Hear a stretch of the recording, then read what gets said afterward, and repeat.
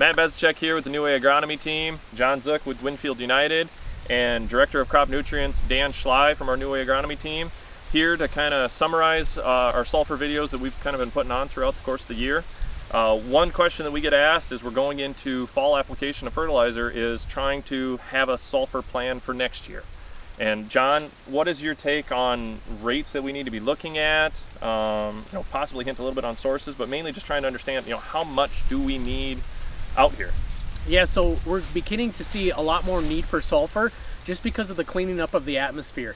The USDA has done projections of atmospheric deposition every 5 years. In the last 20 years, we've seen that a lot of our acres were getting anywhere from 12 to 15 pounds of sulfur per acre from atmospheric deposition.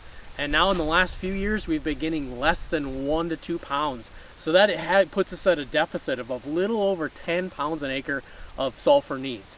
We know that sulfur is very important for partnering with nitrogen management, and we'll talk a little bit more about that as we go into sources. All right, Dan, now let's talk a little bit more about sulfur sources that we've used in the past towards sulfur sources that we're using now. It's all mainly the same, but just how have we changed over the last, let's say 10 years from application timings? So in the last 10 years, we've gone to more elemental sulfur, more split applications of sulfur. Elemental we'll put on in the fall with a lot of our dry fertilizer.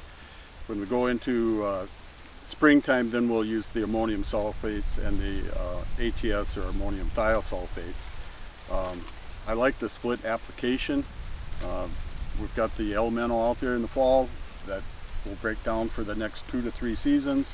We have the ammonium sulfate, which is going to be available right away for the next growing season. So the biggest reason why I think that we've transitioned to that a little bit is that elemental sulfur has a really good tight bond, and it kind of breaks down over the course of 3 years. The biggest thing that we don't want to see happen is to have our sulfur source break down in the fall. Same reason why we put anhydrous on later in the year.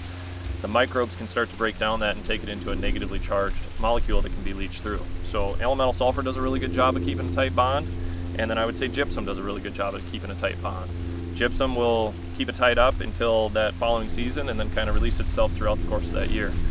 AMS and thiazole. Thiazole is a little bit of a hybrid combo of a little bit of elemental in it, a little bit of AMS kind of form in it, so some of it can be broken down pretty easily. Some of it does stay tied up a little bit, but it's kind of to carry out sulfur throughout the season.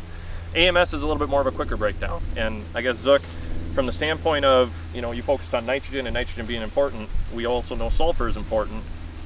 Mainly what we're trying to do is, whenever we're applying nitrogen, we're trying to hit a little bit of sulfur there too, because they're equally as important, correct? Yep, so one of the things we've been focused on environmentally for the last quite a few years is enhancing our nitrogen utilization.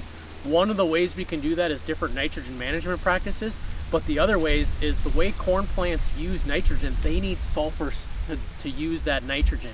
And so if we can partner up a sulfur source with our nitrogen application, that's probably the key takeaway of this video series, is trying to figure out how much sulfur you need and how you can make that partner up. So you could do urea with AMS, you could do UAN with ammonium thiosulfate, and then a fall application of sulfur like an elemental or a gypsum type will help give you a base application to meet the overall sulfur needs to optimize your nitrogen utilization.